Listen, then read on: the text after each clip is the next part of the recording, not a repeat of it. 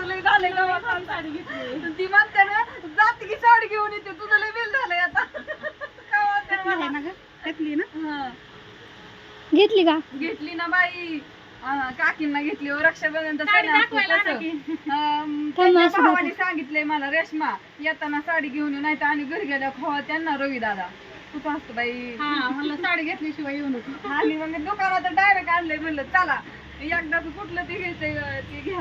प्रत्येक वेळेस मी माझ्या पसंतीने घेते ना मग आता त्यांच्या पसंतीने घेतली मामी साडी आणा की दाखवायला नको नको आता नको का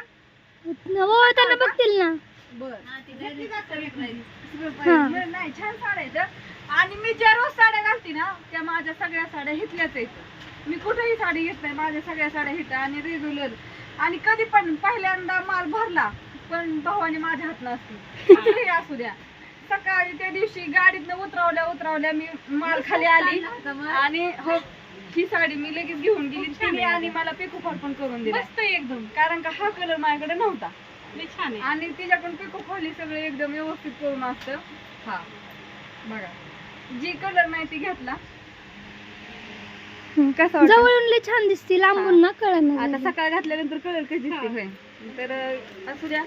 छान असं काहीतरी गिफ्ट घेतलंय आज रक्षाबंधनचा दिन आहे आणि बहिणीला खरं तर घ्यावं लागतं त्याच्यामुळं मी घेतलंय म्हणजे रवी दादाकडून घेतलंय हा रवी दादाकडून गिफ्ट लगेच म्हणतील रवी दादाने घेतलंय माझं नाव सांगतील तसं नाही हो काय असू द्या तर आता घरी चाललोय आता बघूया घरी गेल्यानंतर काय चाललंय सगळ्यांना सरप्राईज चला आलो बर का घरी डायरेक्ट दुकानातून घरी आणि हो का छान असं धपाट्याचं पीठ मळे आणि आता मस्त धपाटी करणार आहे ह्याच्यात आमच्या आत्यांनी भाजी पण करून ठेवली आत्या भाजी काय केली व वरण केलंय भात केलाय आणि हो का मी इकडं मस्त चहा ठेवला लगेच आल्या आमच्या इकडे बाहेर पाऊस येत होता झिमझिम आणि आता लगेच धपाटी करणार आहे तर वर ह्यांनी सगळ्यांनी वडापाववर ताव मारला होय काकी कसा लागला वडापाव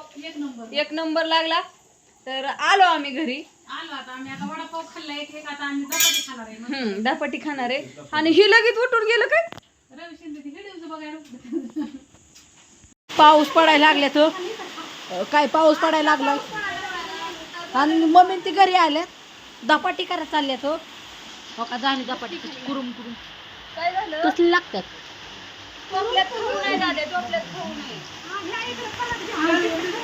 मला तर भूकच नाही वडापाव खाल्ल्या जेवलूया तिथं पप्पा मनीषा आत्यांनी आणि बसल्या धपाटी खात